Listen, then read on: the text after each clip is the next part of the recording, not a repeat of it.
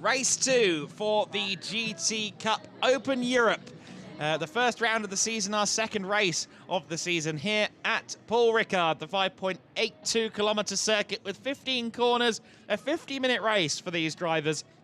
Just the 8 minutes of the pit window, the 21st to the 29th minute of the race. So the 8 minutes dead centre in the middle of the race for driver changes. Not many of these drivers, or maybe about half of them, are making driver changes. We do have a few soloists in this one. One driver who will hand the car over is the one we see on circuit first of all. Patrick Zamperini will later hand over to Anthony Chodson in the number 50 car. So Chodson will be looking to advance up the order once he takes the car over. Though Zamperini was strong yesterday, and he will hope to move his way up from 9th on the grid in that Toyota Supra GT4. We do have a slightly depleted grid, unfortunately, for this second GT Cup Open Europe race of the weekend. A few cars having calamities in the previous races, the likes of the GDL Racing number 66, Mario Cordoni. He unfortunately is not able to take part in this race. We know as well that yesterday's winner, Jan Lauritsen, he has a pre-agreed family commitment to attend today. Therefore, he cannot be with us, unfortunately, for race number 2. Could be a big opportunity then for some of the teams who finished second to Lauritsen last time. Principally, our pole sitter, Dirk Schouten. He will be driving alongside Lucas Valkyrie in this race. Schouten, who was one of the fastest drivers out on track in yesterday's race, and of course qualified the car today, unsurprisingly on pole. Let's see how he can do. He was really amazing in that qualifying session. It was actually Eugenio Pisani, who was the pace setter for a fair chunk of the session. Dirk Schouten kind of showed up with 6 minutes to go and said, "I'm here," immediately jumped to the top of the timing screens. But Pisani, I'm sure, will be racing him hard in the early stages. Also keep an eye on Bashar Mardini, or Bash as he's called in the garage, in that number 67 car. John de Wilde will be alongside him on the second row. Here is Dirk Schouten then, getting ready for his run here. The top 3 cars are all Pro-Am entrants. The majority of the field, though, is Am class runners. Pisani and Zanini there then in second place. And Eugenio Pisani will be taking the start. And Christopher Zirkling providing a bit of a debrief to Bashar Mardini before he goes racing. Mardini, the Canadian driver, he was getting a little bit of a debrief from Zirkling and the team earlier in the garage that I was kind of earwigging on, and he felt he could do more than he did in qualifying. So we'll see if he can work his way into the first 2 spots, get in amongst it with the front row. John de Wilde, the number 56 car, in 4th place, and Glauco Solieri on the 3rd row of the grid here in 5th. Solieri of the Ghinzani Arco Motorsport team. The number 12 car, he is another of the solo drivers, and he was pretty fast last time. In fact, also usually quite embattled for good measure. It seemed that most of the drama followed Solieri around in the race yesterday. Roberto Ranieri giving a steely-eyed stare to the cameraman. The 52 car of Laurent van der Velde is next. The Am class runner starting 7th in another of the Q1 Racing Porsche 992s. Here is the 991, the slightly older generation Porsche. The 217 Camille Perrion starting this car. And he will be alongside the number 50, the Toyota Supra, Patrick Zamperini, as you see there with Anthony Chodson next to the car as well. So Zamperini starting the car from 9th. Roberto Bossio in 10th, the 65 car. The GDL Racing driver, and he looks ready to go. He will be sharing the car It's an all-family affair. Samuel Bossio taking the car over for the second stint. Stefano Zerbi giving us a wave. He starts from 11th on the grid in the Generation 1 Porsche 991. That's the oldest spec car we have on the grid. And then Jahid Fazal Karim starting from 12th and last on the grid. He did qualify ahead of a couple of drivers, but unfortunately a couple have unfortunately retired from this session, from this race before we get started, owing to a number of different problems. This, I believe, will be the highlights from the earlier race. The start of the race then, a good drag race between Zirkling and the number 54 car of Jan Lauritsen. Zirkling ending up on top, side by side further back as Julian Darris moved into third place in the early going. However, the 53 was soon past the Aston Martin. That was Lucas Valkra making his way up to third. A big spin for the 44 car, well avoided by Glauco Solieri. That was Stefano Zanini doing some good evasive manoeuvres there. Driver changes had already happened for the teams that needed to make them when Bashar Mardini got demoted down to second place by Dirk Schouten. Schouten, despite a little bit of front splitter damage, eventually took a commanding victory across the line as the first winner of the 2022 GT Cup Open Europe season. And you saw there that front splitter damage on the car. It's all been repaired. And when you do damage the front splitter on one of these cars, it is very, very bad news indeed, but he managed to control it nicely. Dirk Schouten will be looking to control this race well from the front of the order. He had a mega lap, a mega sequence of laps, in fact, in qualifying. Eugenio Pizzini alongside him. Bashar Mardini in third place alongside John De Wilder in the 56 car. Third row of the grid, Glauco Solieri and Roberto Ranieri in 5th and 6th. Laurent van der Velde and Camille Perrien in 7th and 8th.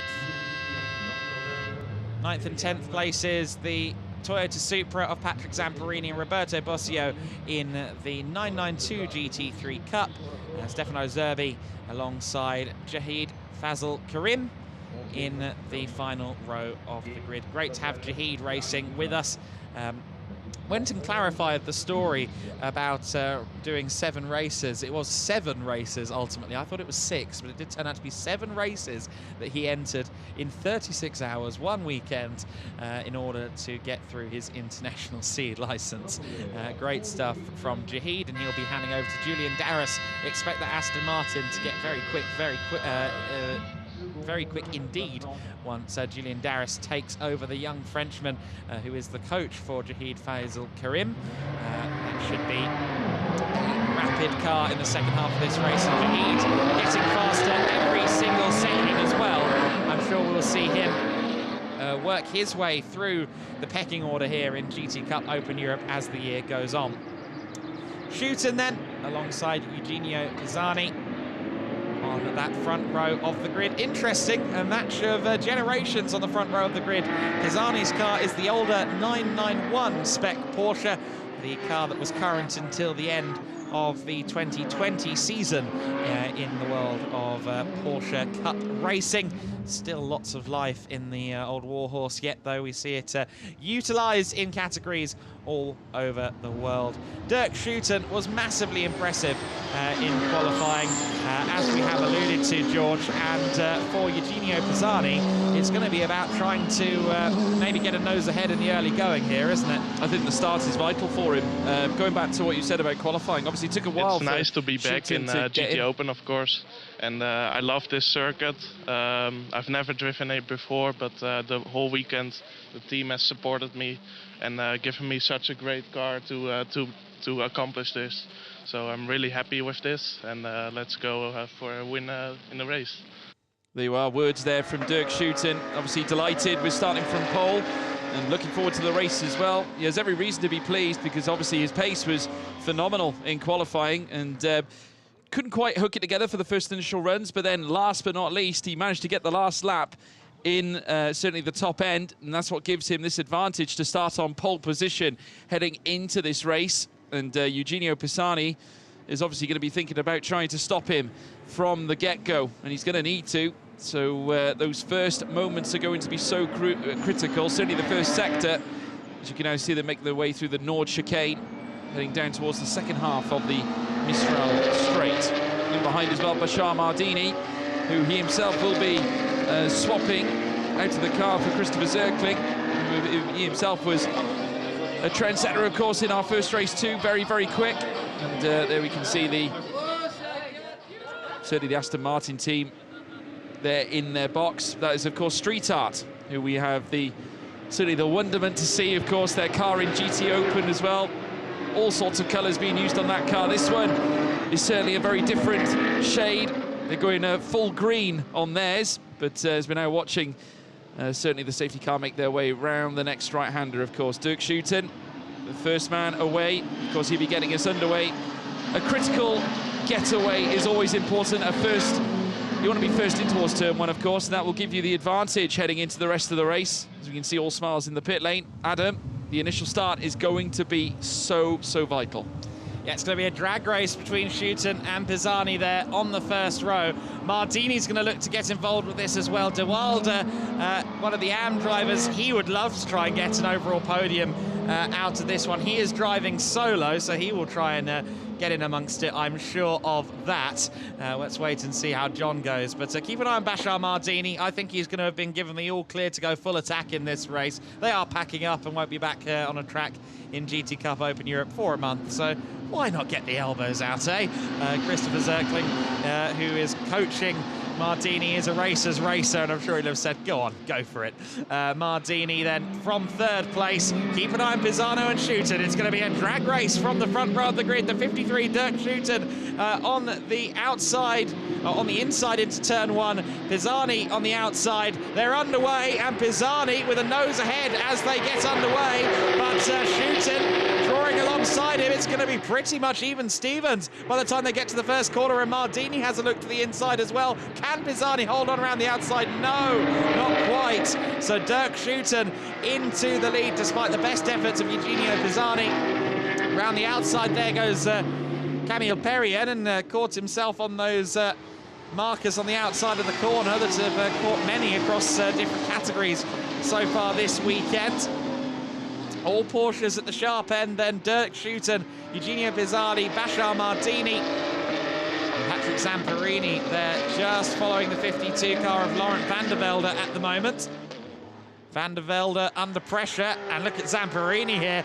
Very nicely done. It's going to be a drag race now onto the back straight, the Mistral straight here. Now he went all four wheels off track. We'll have to see what happens there. And look at these two. Great stuff. Mardini holding off John De Wilde for everything he's worth for third overall. De Wilde had a feeling he might try and go for third in the early going, and sure enough, he has gone for it. The Supra through then. 7th place now for Patrick Zamperini. Ranieri is now going to be trying to chase Laurent van der Velde. Of course, Zamperini up to 6th place, I should say, ahead of van der Velde, and then Ranieri behind him. A little bit of a twitch there from Bashar Mardini. He was being encouraged to go a little bit quicker through that corner post-qualifying, as a few of the drivers were, as a matter of fact. They're always being egged on to push that little bit more by the engineers. And oh, Jahid Fazal Karim, unfortunately, having a bit of a moment there, going through senior. Tricky corner at the best of times. Jahid thankfully managed to avoid the barriers, and he will continue on his way. He will indeed. Not an ideal start for him, and obviously Dirk Schuiten making the most of that track position from the start. Obviously gave him that entry in towards turn one. He could not let Eugenio Pisani gain any extra off the start, and it looked like Pisani actually did have the better run off the start when the safety car bailed into the pit lane. So you've got to give him credit for that, but just wasn't quite able to hook it up or keep it together in order to try and get ahead of Dirk Schuiten heading in towards turn one. So Schuiten leads and has actually built the gap now out to 1.7 seconds, which will certainly be critical when it comes to the driver changes. Bashar Mardini 1.6 behind that of Pisani. John De Wilde not far behind him, though. 3.5 tenths is all that separates, and there's the pair now as they make their way in towards the next right-hander. Mardini in third place, being closely followed by De Wilde as they now round into the next right and left. Now round the next right-hander, of course, at Virage du Camp, where they'll then take Virage de la Saint-Baume. Now, oh, a very late move indeed. as we just saw Roberto Bosio, and getting right in the thick of things. But certainly, the plaudits go to Laurent van der Velde for pulling off that move. That was tremendous heading into the first sector, Adam. It really was a great move there. Getting a replay now of Jahid Faisal Karim. Just overcooked it into the senior bend, and Street Art Racing Aston Martin watching on from down there to laughter as they appeared on the television feed there. Good pop from them down in the garage. Dirk Schuiten, 2.1 seconds clear at the first sector split. What's the gap now between he and Pisani? It's out to 2.4 seconds, so he is steadily and uniformly getting away from Eugenio Pisani. Pisani, though, will be keen to hand the car over relatively close to the back of the 53. Pisani, of course, will be handing over to Stefano Zanini. Zanini will be chasing down Lucas Valkra from in the number 53 car. Schuiten, also one of the drivers who will perform a driver change in this 50-minute race.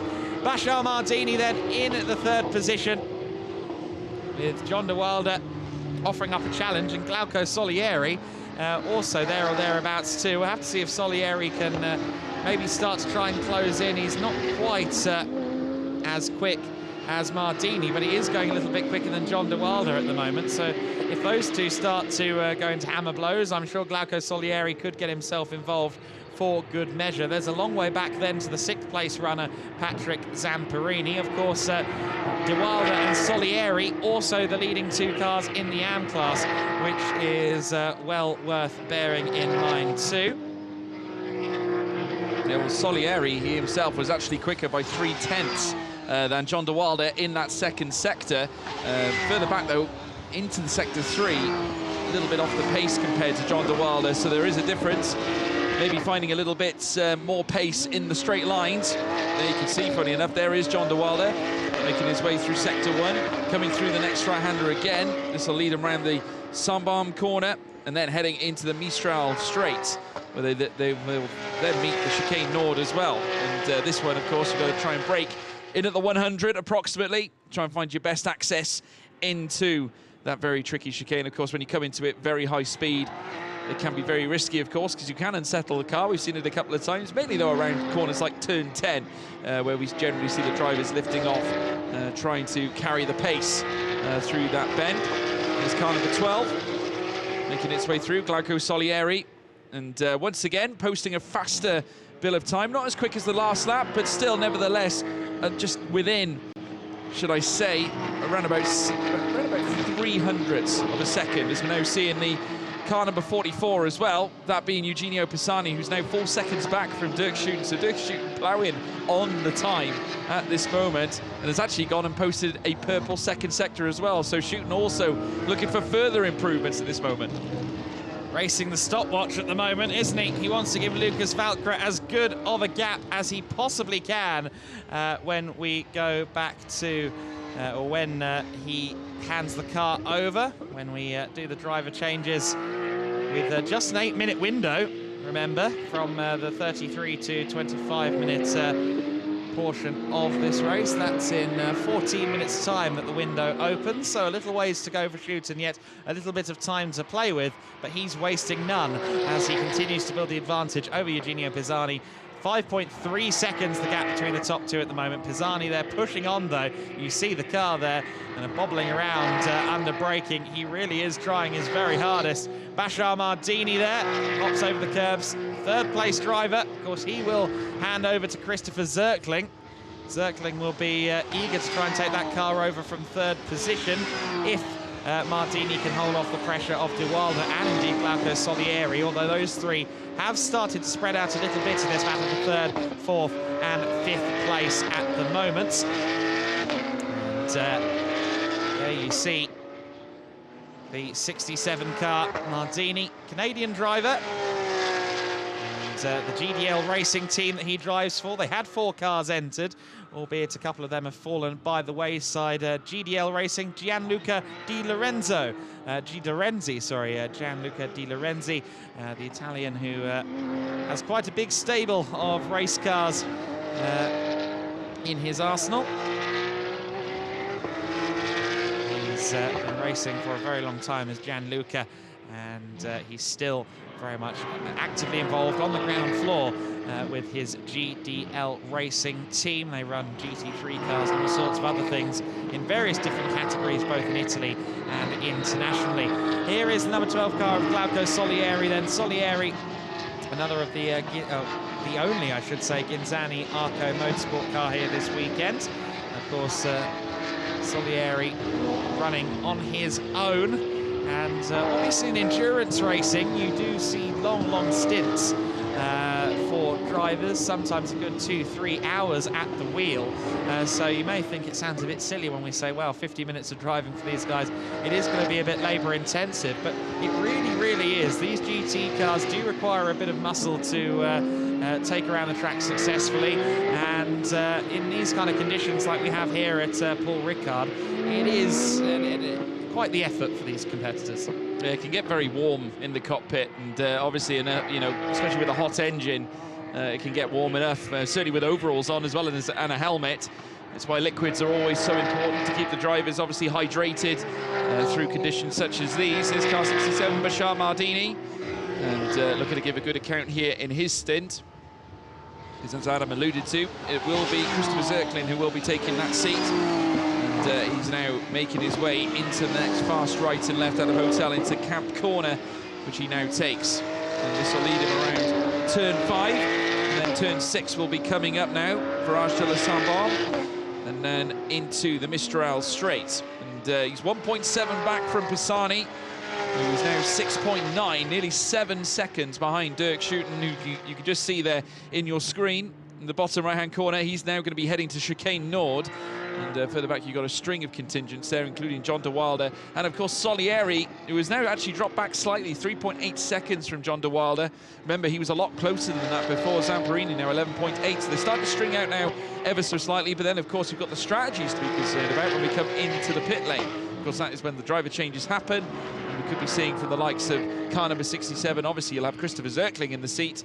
Of course, Dirk Schouten himself will be heading over to Lucas Valcra, who will be taking that seat as well. So it's all chopping and changing when we head into that driver change in just over 10.5 minutes' time.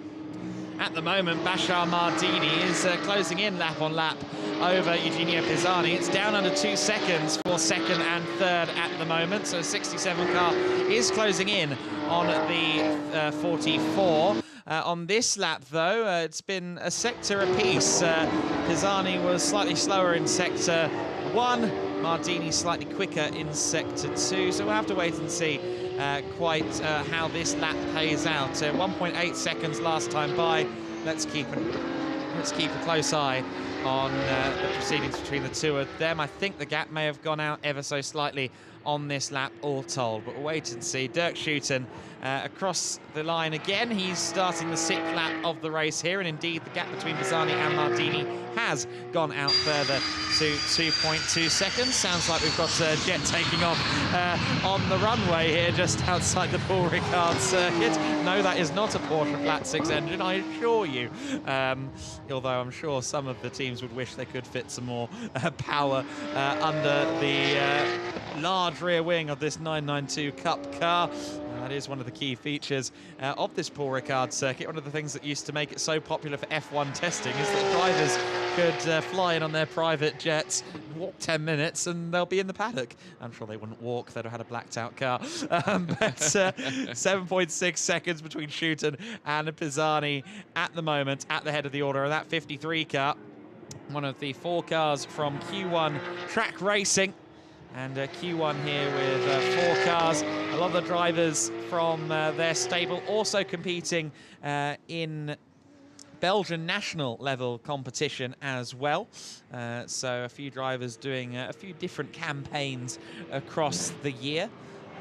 And that's always something that is good as well. I mean, there are 5 rounds of this championship across the calendar year. As Pisani, I think he's trying a little bit, you know. 5 rounds across the calendar year, and that does mean that there is room for other campaigns, and the drivers that solely focus on Cup Open Europe, they might be a little less fatigued, whereas the drivers that maybe are doing a lot of different things all at once, they could end up with a little bit more sharpness, of course, because they're in a race car pretty much every weekend. Different strokes for different folks and different calendars for different people. We'll have to see. Side by side here, replay of the 65 and the 217. Roberto Bercio managing to get his way past Camille Perrien. The 217 car falls down a position to 10th. Camille had a bit of a spin in qualifying, but otherwise okay. And the 52 car coming to a halt. Laurent van der Velde there. Now what's happened there? Certainly looks like there's a bit of damage on the front left. Or is it something as rudimentary as a puncture or something more intense? It looks like all four wheels are still at least somewhat up, so we'll have to see what's happened there. But certainly the 52 car has ground to a halt there. He was on his own on the circuit, so I'm not quite sure how that has happened. But yellow flags out at turn 11 nonetheless, as Dirk Schouten powers down the Mistral straight once again. His last lap, the fastest of the race, a 2:10.986. George, what a performance this has been so far from Dirk. Oh, he's poleaxed the field at this point, but of course now gone purple again in Sector 1, 35.7 to boot. So obviously following up a wonderful lap with what could be yet another wonderful lap. Now heading out of the Nord chicane. In behind as well, though, Eugenio Pisani is about to be joined with some company, none other than Bashar Mardini, who is now whittling down that time. Remember, it was over the 2-second mark. He's now at 1.9 again now. Bashar Mardini sort of finding more pace in the first sector than what Pisani is at this moment in time. That's been a consistent feature right through the race so far, but then it seems to me that Pisani finds it again in the third sector, and in some cases sector 2 as well. There was a little bit closer in sector 2. We've just seen it again, the difference being split by near enough. About 300ths between the pair in the middle sector. Just saying, though, Dirk Schouten gone fastest again in sector 2, so he's purple in both sector 1 and 2. This could be yet another big lap from Dirk Schouten, because we saw a wonderful lap in qualifying that led him to the dance up in the top order in P1. Can he do the same again? As we'll see him make his way down the home straight very soon, I'm sure. Car number 67, Mardini, still trying to chip away. The gap, though, still remains at 1.9. As he now makes his way around the final corner. Not quite purple in sector 3 for Dirk Schouten, and it's a 2:11.2, so he did lose quite a bit in the final sector. Not able to top that 2:10.986, but he came close, approximately 3 to 4 tenths of a second away from it. As we're now watching now, Bashar Mardini rounding towards turn 1. As he does so, tackles it well around the Vereri S section, then in towards the Littell corner, coming out of turn 3, well, coming into turn 3 out of turn 2, as we can now see him make his way through. And down to 1.8 at this point. Of course, this is where he is the quickest against Pisani, that's for sure. Oh, a little twist of the steering wheel. You can just see him, so much aggression heading through that first sector, of course, just rubbing the curbs. Just trying to keep the car balanced, because, of course, like anything, of course, and these Porsches are exactly the same. Of course, you can still lose it, very easy to do so. Certainly over these curves we've seen all weekend long, but credit to him. He kept that car very nice and sturdy.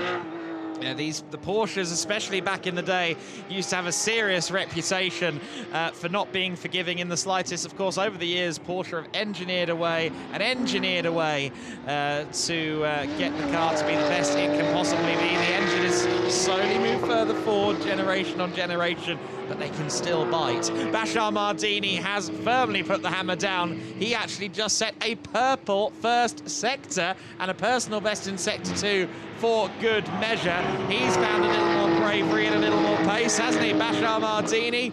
1.2 seconds the gap now between himself and Eugenio Pisani. You can hear that Eugenio was pushing as well. You've had a couple of instances of tyre squeal from Eugenio Pisani so far in this race. He's firmly pressing on, the 67 car of Bashar Mardini. Stalking, though, there in the third position, the Pro-Am entered car. Pisani handing over in a little while to Stefano Zanini. And we'll see what Zanini can do up against Lucas Valkra and Christopher Zirkling when these top 3 cars are traded a little later on. Schouten continuing to enhance the cushion that he's going to give to Lucas Valkra a little later. Of course, pit stop handicaps come into this as well, so I believe that Zerkling is going to have to be in the pits a little longer than the two cars around him. That could be critical. Also, 3 minutes until the window opens, so we're not far away in the slightest from the pit stops coming in. Quite when the stops happen, we'll have to wait and see. Certainly with the AM drivers, they typically duck out fairly, or the Pro-Am drivers, they duck out fairly quickly if it is the AM at the wheel, but we'll wait and see. Of course, those who are driving solo, it's really more of a strategy call. When do you fancy the stop, really? Only an 8-minute window to do it, though, so it could get quite congested down there in the pit lane. Shouting round the Mistral chicane once again. There is Patrick Zamparini in the Supra once again. Love to hear that straight six motor in the Supra GT4, which is developed by Toyota Gazoo Racing. Doesn't sound entirely like that was smooth sailing there. I think the electronics might have been interfering there as the pedal was mashed a bit by Patrick Zamparini. Or maybe that was just the rev limiter, not quite sure. But nonetheless, Zamparini driving that car. Toyota's first foray under their own badge as a customer GT racing manufacturer. Of course, previously they ran the Lexus, and they still do run the Lexus RCF GT3 car, especially popular still in Japan. They also used to run the International GTOpen to great success for the likes of Emil Frey and Farnbacher, two teams who really were strong in the 2017 season. This battle's still going on. Roberto Bossio and Kamil Perrian in 8th and 9th position at the moment. This is also the scrapped for 5th in the AM class as well. And Perrian closing up to Bossio a little bit in this sector, I believe. Yes, a few hundredths of a second faster in this sector. And let's see if Perrian can maybe try and make a move then. It's a bit far back for the time being, but all it will take is a little bit of a moment for the car ahead, and maybe we could see some side-by-side action between those two. Dirk Schouten, 2:10.734. Number 53 car at the top of the timing screens and setting those times alight. Purple sector after purple sector, a 2:10.734 last time by. Still a ways off what we saw from him in qualifying, of course, but there's no need to push overly hard when you've clearly got a pace advantage. Lucas Valkra would probably rather he pushed on a little bit, so the gap was a little more comfortable, but equally, he'd quite like the car not to be spent by the time it gets into his hands. Pit window open now. You see it on your screen, change on. We are about to go into the pit window. We'll have to see who pits and when. Dirk Schouten around the Bousset corner, turn 11 once again. The Q1 track racing car rounds the Bousset corner. Double apex corners, always difficult, always liable, especially in an on-track battle, to maybe just leave yourself exposed at one of the two apexes. The first driver in, Jahid Fazal Karim. Julian Darris taking the car over. And Darris will ply his trade at the wheel of this Aston, and we'll see if that car moves up the order a little more. He was battling for third in the early stages of the race yesterday. And here is the leading car once again, Dirk Schouten. This is the car, in fact, that he was battling with yesterday, the soon-to-be driver of the 007, Julian Darris. It was Lucas Valkra and Julian Darris having a nice on-track scrap. And here is Bashar Mardini. Okay, well, there's a statement of intent. First opportunity he can get, he gets out of the car to hand over to Christopher Zerkling. 75-second stop for them. A little bit longer than the cars around them. But, Zerkling will hop into the car. Took some race wins last year in the Porsche Carrera Cup Deutschland. Let's see if he can add a big trophy from the GT Cup Open Europe into his cabinet on this occasion. Of course, got second place yesterday, but the one that's a little bit bigger is always a little bit nicer to have into the cabinet. Dirk then continues on down the Mistral straight, onto the brakes he goes. And remarkably, actually, George, we haven't had that many instances across the categories this weekend of cars missing their braking points down there at that chicane. Often you see those cones scattering any which way a couple of times a weekend. The marshals trudge back out and go, yeah, again, okay. But we didn't really have that on this occasion. No, it's been very well versed, I think. The drivers have certainly managed the racing and their efforts well, as we're now looking at car 65, that's Roberto Bosio, and they're going to swap out one Bosio for another. And that's going to be Roberto Bosio, who's going to be stepping out. Samuel Bosio taking the car. As you can now see them now making that necessary change. And there, of course, car 217, Camille Perian in the box for Florin Tinsescu, who will be taking over as well. As you can see there, they're just doing some final checks there. And just wondering, they've got something lodged underneath the car there. That's interesting to see. As we're now looking at car 44, Eugenio Pisani, currently sat in second place. 15.6 seconds behind Dirk Schuiten, who has been landing yet another purple sector 1. I mean, he's doing these for fun at the moment. Is Dirk Schuiten enjoying himself out there for sure here at Paul Ricard. Eugenio Pisani as well, I'd imagine, is also enjoying himself despite the high level of heat I can imagine that he must be feeling out on that track at the moment. Of course, 15.6 currently behind Schuiten, as I said before. De Wilder in third place, currently topping the AM category, and 12.9 seconds behind Pisani himself. Glauco Solieri is now out to around 10.2 seconds between the pairs. We now see some more activity in the pit lane, of course. We're down to the final within 4.5 minutes remaining for driver changes. There's John De Wilder, no swap required for him. He is the sole man behind the wheel and is still in third place as things stand, because Solieri is also in the box. And as we can now see them making their way through. No change required here, but no doubt you want to open the door just to let a little bit of cool air in the car. There's Solieri as well, who's doing exactly the same. And as you can see, they've got their handicaps below. Of course, that'll be a measure of their time that they have to spend in the pit lane. In comes the Toyota as well. Anthony Chodson will be coming in, stepping in for Patrick Zamparini, who came out and did the initial stint. And that car number 50 will be making the necessary changes. Of course, they're just making sure that all the straps are as to where they need to be. There is Dirk Schuiten, race leader. And of course, he himself will be swapping out for Lucas Valkyrie, but I'd imagine that Schuiten will take this for as long as possible. You've got to keep note that, of course, there's still plenty of other cars still chomping at the bit to get into the fight. None other than Christopher Zirkling, I can imagine, will be looking to jump into the car and try and whittle his way through the field. Currently sat in fourth place and 10.5 seconds off Raineri, who is currently sat in third. Of course, Roberto Raineri, now the current leader of the AM category, with now De Wilder on his outlap. So he has now left the pit lane. And, there we see another change happening there with car number 9, that being the SP Racing. Fabio Fabiani taking himself into the car. Stefano Zerbi stepping out. And they're making the changes too, so they'll very soon be rejoining. There's the Supra making its way out onto the pit lane, pit straight. You'll be rejoining.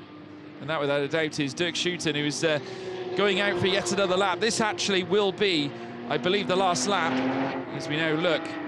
In comes now, this is Dirk. Oh, very wide, interesting. I think he thought about bailing and coming into the pit lane, but I think someone must have said, no, stay out. You've got one more lap to do it. So there you have it. There you go. So the math professors on the Q1 track racing pit wall saying, no, we want to exploit your speed that little bit longer, please. Continue. The 44 car, Stefano Zanini, now taking this one over as Pisani is now out of the car. And we'll see that one head out onto the track. Base level pit stop for this one, no handicap, so that may come in handy among its competitors. The 53 car puts a lap on Anthony Chodson.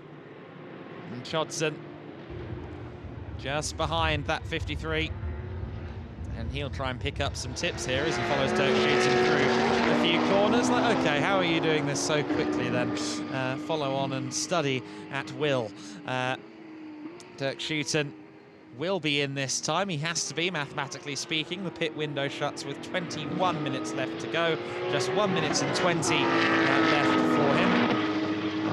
And Christopher Zirkling has just set the fastest lap of the race, a 2:10.079. So Zirkling on his first flying lap is indeed flying already. And we'll see what he can do relative to Lucas Valkra in this tail's end of the race. Certainly, I think Lucas Valkra will be aware of the task at hand here. He'll be urging Dirk Schouten to get into the pits as quickly as possible, and he will do his darndest to try and hold off Christopher Zirkling for the duration of this race. That is left, just the 21 minutes and 30 seconds left to go, so just about within the window comes Dirk Schouten into the pits to hand over to Lucas Valkra. 70 seconds stop for him. It's going to be an agonising wait. It was 70 seconds is the handicap, and 1 minute and 24 the gap between them. That should mean that there'll be something like 10 or 12 seconds between them once Valkra is back up to speed. We'll have to wait and see how it all works out. Many a variable in a pit stop and in motorsport generally. Valkra getting strapped into the car by Lucas Valkra, and he will rejoin the race. Here is Stefano Zanini, who's 5.3 seconds back from Zirkling, who continues to press on. We'll see what Zanini can do here. An outside chance of moving up the order. That was a little bit twitchy, wasn't it? It's fun to drive a slightly loose car. I think some of the drivers kind of revel in catching the slides and stuff like that, but it's always the most efficient way. No, not at all. I think that you put yourself in a bit of a desperate situation when things like that occur. But obviously, well played by Zanini to keep it on the track. As heads around the final corner now at the DuPont corner, and now down the long stretch. Now, just keeping my eyes peeled here at this moment in time. The gap between Zanini and Zirkling is currently stacked at 5.3. At this moment in time, Valkra, who's currently out on top, fastest lap for Zirkling. And he's done a 2:09.949. And just to say as well, Lucas Valkra, who was on pit out, just trying to wait and see as to where he currently sits. Of course, we can just see now that Zanini, according to our screens, are currently sat in third place, but Zirkling in second. Yes, Zirkling is behind Valkra. Valkra was already out of the pits before Zirkling rounded the final corner. The gap is 7.3 seconds at the first sector split. So Valkra is in the lead, but he's going to have to get up to speed at a rapid rate of knots here to try and utilise the cushion that he's been provided by the early efforts there of Dirk Schouten. Valkra hopping the curb there. He's got some traffic to contend with in the form of Fabio Fabiani up ahead.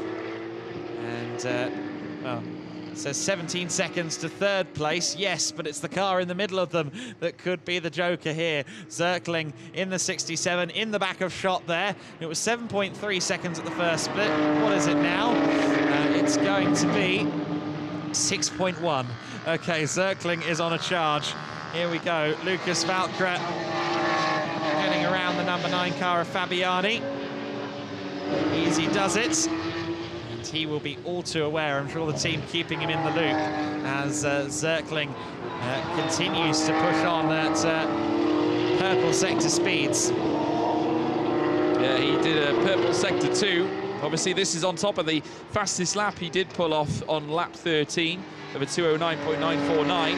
So the sole man within the 2:09s right now, as we're keeping our eyes peeled now on Lucas Valkra, who's now making his way around the final DuPont corner and leading his way down towards turn 1 at the Vereri S section. Further back there, you can see it.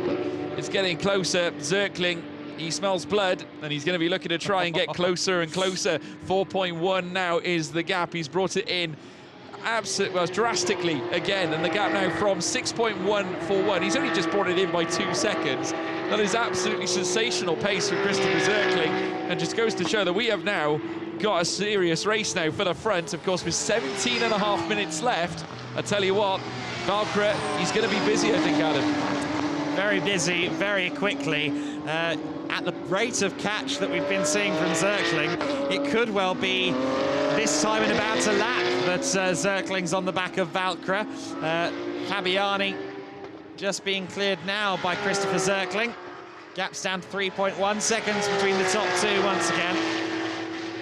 And Christopher, who in addition to his racing and coaching activities is also a part of the F1 paddock experience team. He's quite a regular in the F1 paddocks, especially in the races in Middle East and Asia. And he will be reveling in the opportunity to go racing here at Paul Ricard's. Most of his racing efforts have been based in Germany in recent years, but back on the international stage here.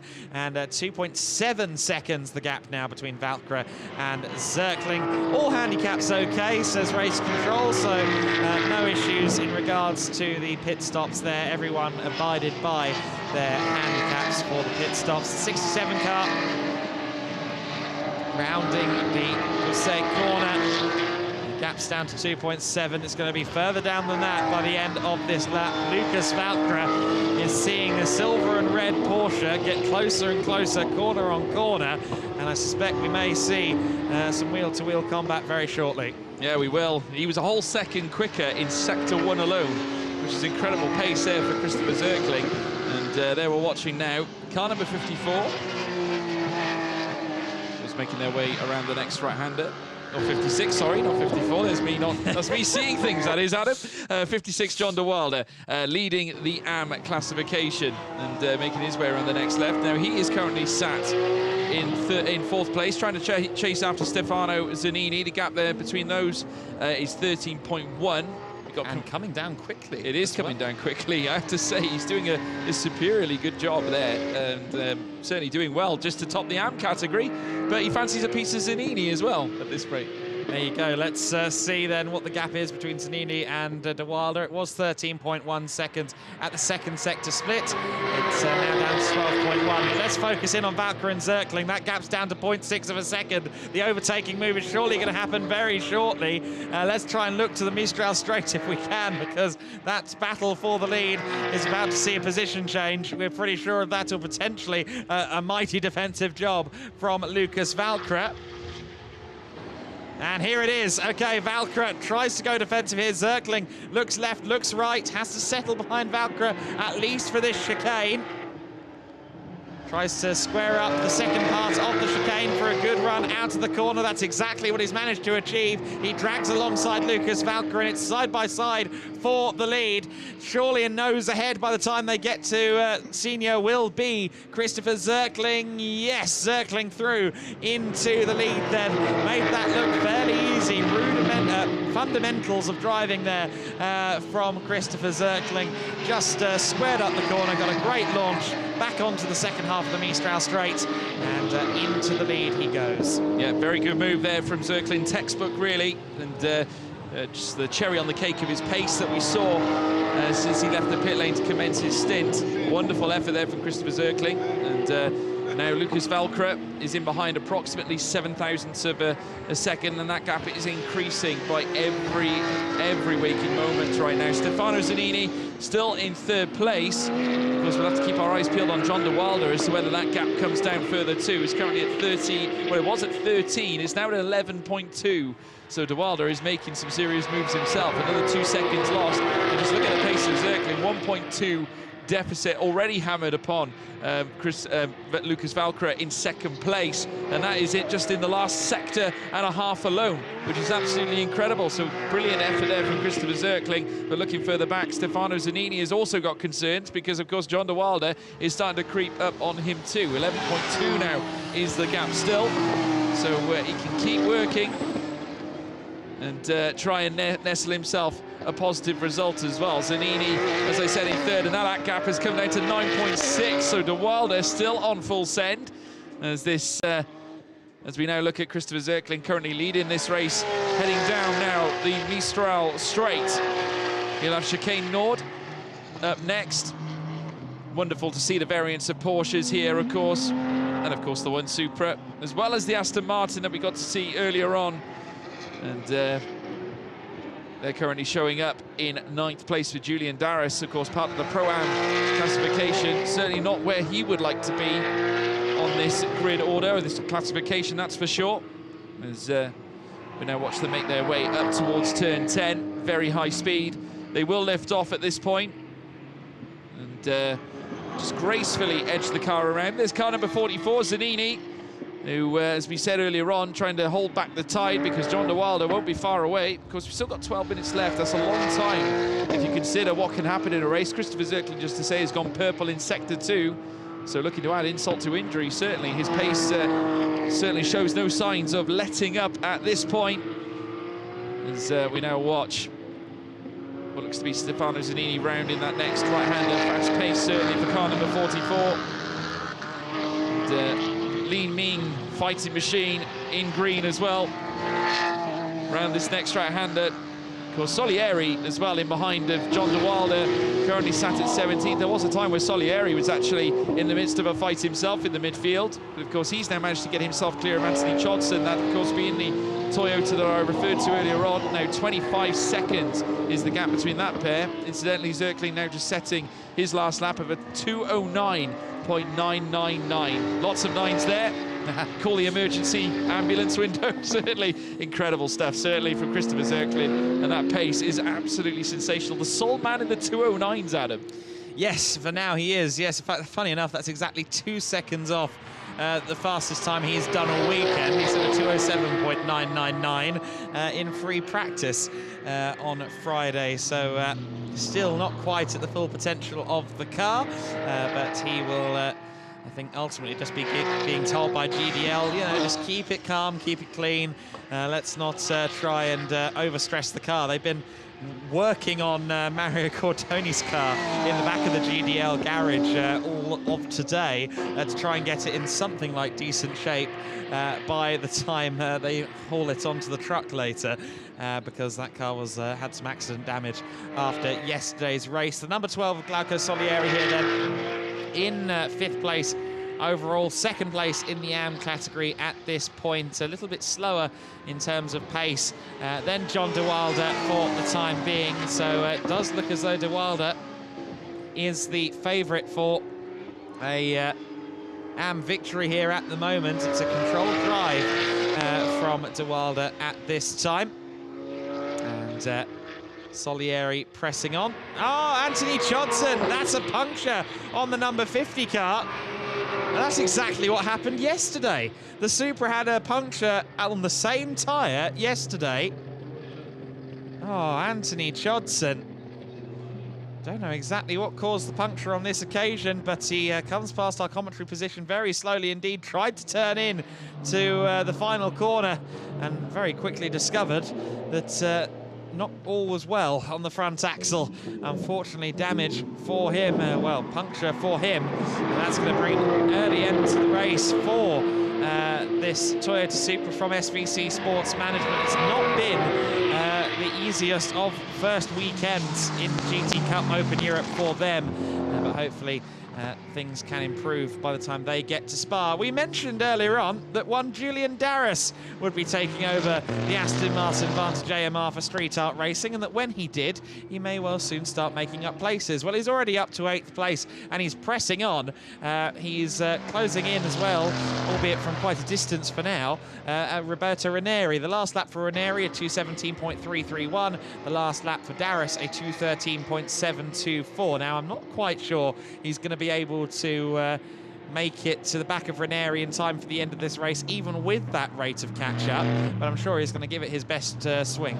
Yeah, I'm sure he will. I mean, we referred to earlier, of course, Julian Darris won't be content in staying where he is towards the rear end. Of course, he's part of the Pro-Am class, so you've got 3 Pro-Ams up at the top order, as you can see there from the blue on your timing screen on the left-hand side. You can see Zirkling up at the top, blue, with Valkyra as well, Zanini as well in the blue Pro-Am category. Darris, of course, the same, currently sat in 8th place. And there you can see the marshals there. And there's the stricken Toyota, of course, being driven by Anthony Chodson, and has come to a stop, a halt. The door is open, no doubt. I'd imagine he will step out And there you can see the marshals just conversing with him there, of course. I'd imagine they would have found a safe spot for the car to remain so the cars can continue racing. Of course, we've still got 7.5 minutes left in this race. And Zerkling will need to keep the car under control for the next 7 minutes and 20 seconds.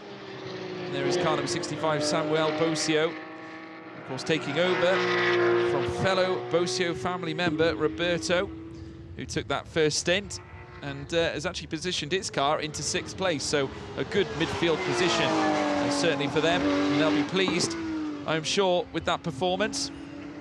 Up in the top 3 in the AM class as well, so not bad at all. Podium on the table for them for the time being, but no question as to who is leading the AM category right now. It is John de Wilde, and he's brought that gap out further, Adam.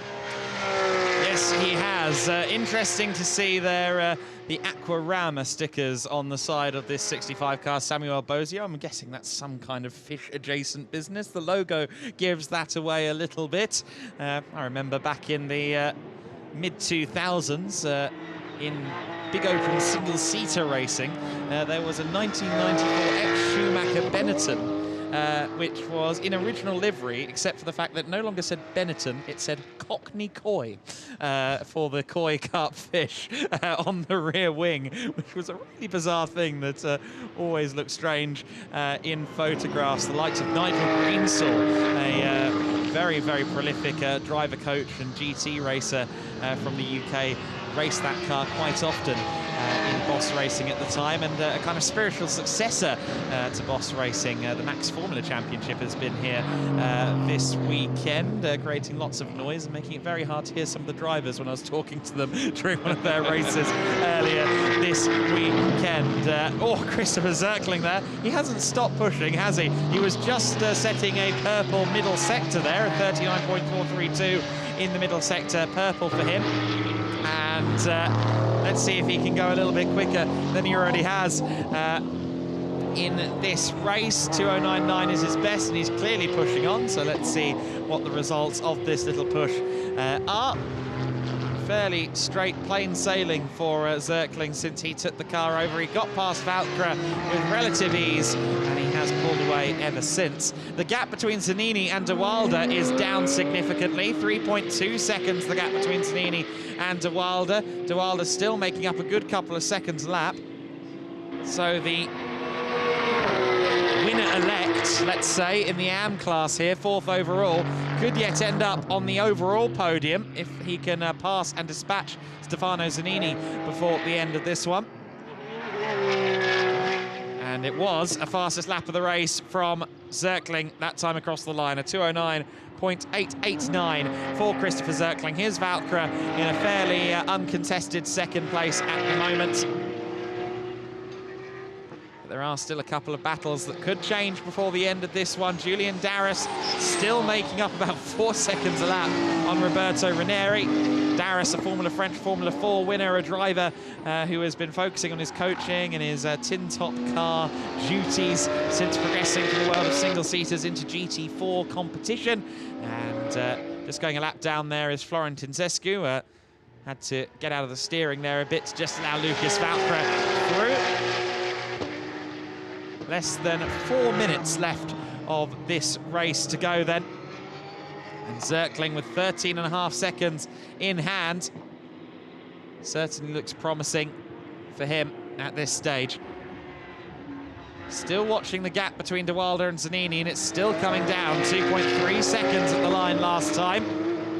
Darras is also closing in on Ranieri. So I think there are going to be a couple of passes in the late stages of this race, potentially. Of course, catching is one thing, passing sometimes another. Valkra just running to the limits of what you can get away with on the curbs there at turn 10. Track limits on the exit of Senior have been a hot button topic in all 3 classes this weekend. And it is very difficult sometimes to stay within the lines coming out of Senior. The GT3 cars, it's about 40-50% throttle depending on what car you're driving. But in these Cup cars with less downforce and the GT4 cars integrated into this category as well. It is a bit more harder. It's harder still, really, because with that lack of downforce, I think some of the drivers probably are getting all of the way out of the throttle through that corner and tapping the brakes for good measure. Across the line to start lap 22 then, with 2 minutes and 20 seconds to go. Zerkling, who's already a little way up the road, of course, he will have 2 more laps to do, including this one. So we're going to get 23 laps out of this 50-minute race. Lucas Valkre down into the Virage de la Hotel on this 22nd lap of his race. The Virage de la Camp.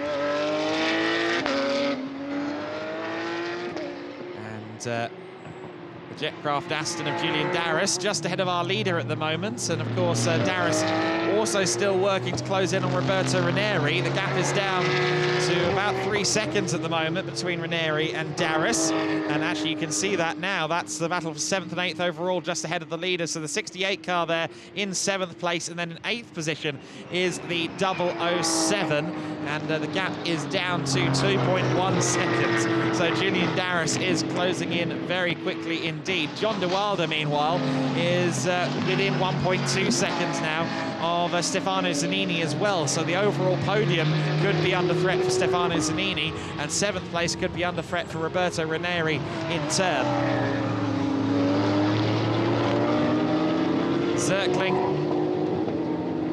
following Julian Darris then at the moment. And Zerkling presses on his Emmentaler-esque helmet that I'm sure you'll see when he hops out of the car in a little while. A source of great amusement wherever he goes with that. Zerkling looking lively here, and Zanini and de Wilde. Here's this battle for 3rd place that I was talking to you about. Stefano Zanini has indeed been joined by John de Wilde here. De Wilde hanging on to the back of Zanini at the moment. Zanini, of course, in the older 991 spec Porsche. Was qualified on the front row by Eugenio Pisani. And Zanini will be desperate to try and hold on to 3rd overall. Off camera, Darris has made the move of Ranieri. So Julian Darris is up to 7th place overall now. Gained another position in the Aston Martin. But Zanini and de Wilde are going to be dueling here on the last lap. De Wilde has caught up very quickly indeed, but is he going to be able to make the overtake? The overtake can be a rather more difficult matter than just setting fast laps without any cars ahead of you. De Wilde won't want to do anything clumsy here, of course, because he will still have the AM win, whether he finishes 3rd or 4th overall. But I'm sure standing on the overall podium would be ideal for de Wilde.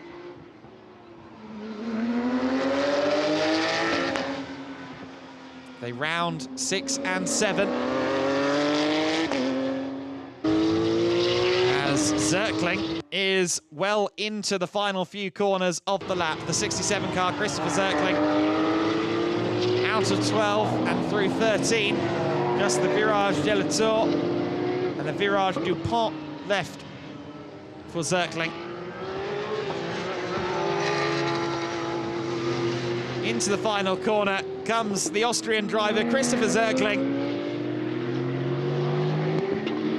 Comes across the line to take his first ever win in GT Cup Open Europe, along with Bashar Mardini. Bash will be happy, GDL Racing will be happy. Great result for Christopher Zerkling. I wonder what's going on in that battle for 3rd place. Valkre will cross the line in 2nd. There he is now, just coming out of the last corner. But what's going on between Zanini and de Wilde? We'll have to wait and see if we get another look at them. Valkre across the line for 2nd place. He's pretty happy with that, judging by the flash of the lights, and Zanini's still on the defensive. De Wilde pressuring the 44 car Is de Wilde going to be able to make a move in the last couple of corners? Zanini goes defensive into the Virage de la Tour. Just the Virage Dupont left to go. Big defensive move from Zanini. Can de Wilde try and drag down to the start-finish line before him? He's going to be well in the slipstream, but he's not quite going to be able to best Stefano Zanini. Zanini holds on to third place, and the overall podium, de Wilde, despite finishing fourth, does end up with the AM class win. And he tried it there, didn't he? John de Wilde tried to go around the outside at the chicane. Always a brave move. And perhaps the sheer bravery of the move cost him, because he lost a bit of time there, hopping over the curbs. And ultimately, he had to settle for fourth in the AM class. Great move at the last corner. Sorry, at the last run through the chicane.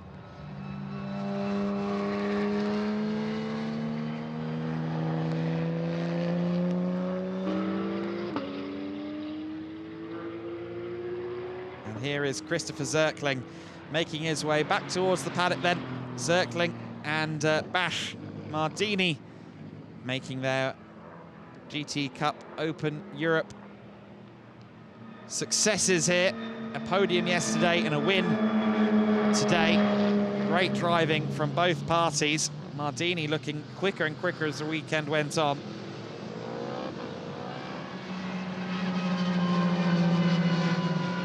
Here are the results in full.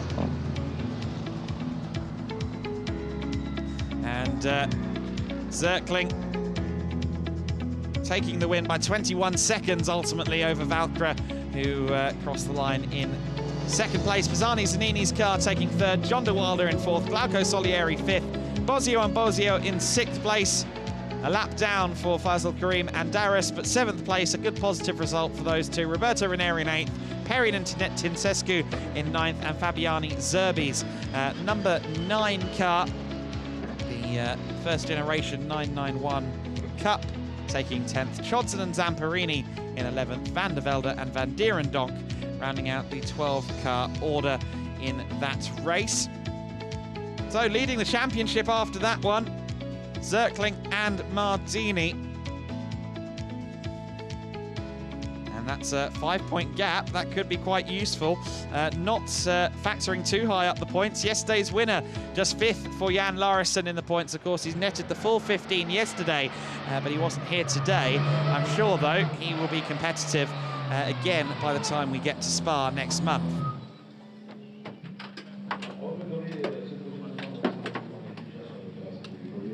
Zirkling out of the car.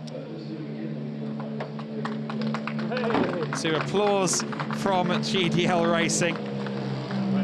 And he's pretty chuffed with that result. Zirkling will have to make way, though, for Lucas Valkyra. Don't want to get run over. He gets pulled out of the way, but there you go then, Zirkling. Just debriefing with GDL. Lucas Valkyra will get out of the car. I'm sure shake hands with Zirkling. I believe that's Bash Mardini joining him. And here is Stefano Zanini. He had to work the hardest there to get his podium, didn't he? Had to defend hard against the might of John de Wilde on the final lap there. Third place for him ultimately. And my colleague George Morgan down there going to get an interview with the AM winning John de Wilde.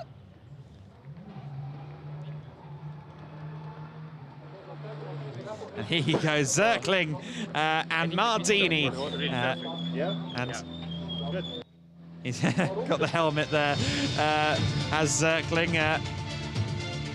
Famous cheesy helmet design. Pisani and Zanini taking third overall in that race, holding on to the podium position despite the best efforts of John de Wilde. Lucas Valkyra taking second, and the Christopher Zirkling and Bashar Mardini machine at the top of the order in this second race for GT Cup Open Europe.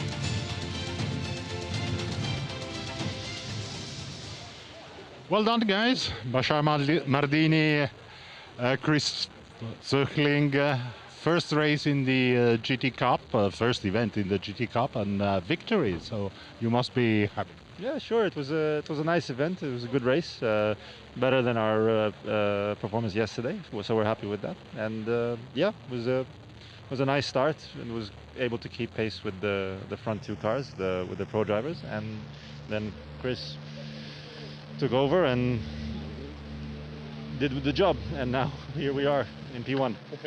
Let's ask Chris. So how was the job? Well, it was pretty good, but I gotta say, I mean, he paved the way for the victory. He qualified us in P3, which was good. He had a solid stint. He kept getting faster lap after lap. Great pit stop, great getaway, and then yeah, it was smooth sailing. The car was really good, so thank you to GDL Racing. The car was mega, and yeah, great event, great racing, great day. Yeah. Well done. Hope to see you again.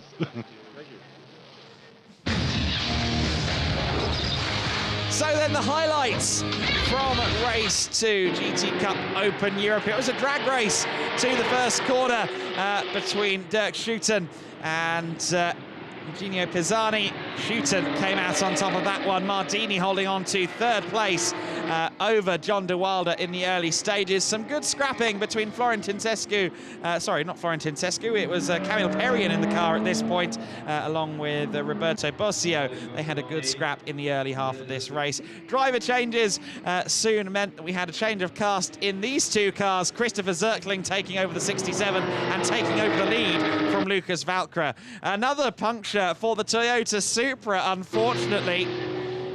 So a trial and tribulation heavy race weekend for SVC Sports Management, but GDL Racing netting the victory in race 2.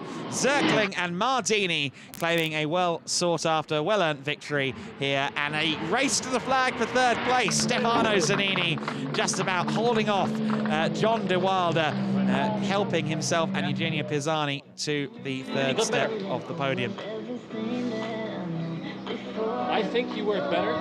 If you take into consideration the usage of the tire to qualify, you're better. Discussion there with Zöchling and Mardini, joined on the podium by some of their fellow drivers. They're just waiting the opportunity to get onto the podium. And Bossio, Roberto Bossio. Yes. I love that. Always interesting to hear the thoughts of the drivers right after the race, albeit sometimes a little dangerous to have live microphones in front of racing drivers who've just got out of cars, but hopefully they mind their P's and Q's.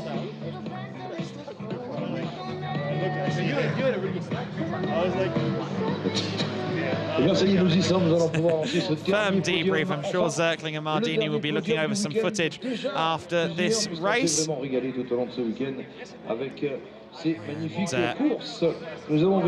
phone there is Samuel Bossio. Are you watching at home? Please tell me you are. I'm about to be on the podium, says the Bossio family. They will be on the AM class podium.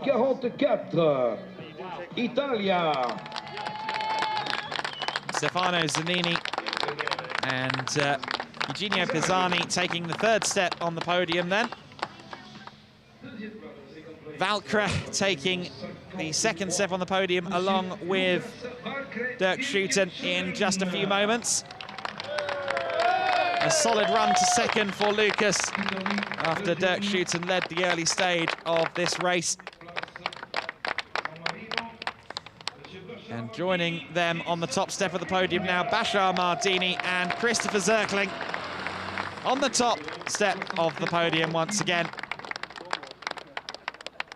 And some eager spectators watching on from the teams. A bit of a clamber up there from Mardini. That was less than graceful, but a good job. And I think, if I'm not mistaken, I believe that's Gianluca Di Lorenzi joining them, the GDL of GDL Racing, on the podium with them, which is great to see. They're posing for pictures. I believe we're going to get trophies and national anthems too. And now, ladies and gentlemen, the anthem from San Marino. And here is the national anthem.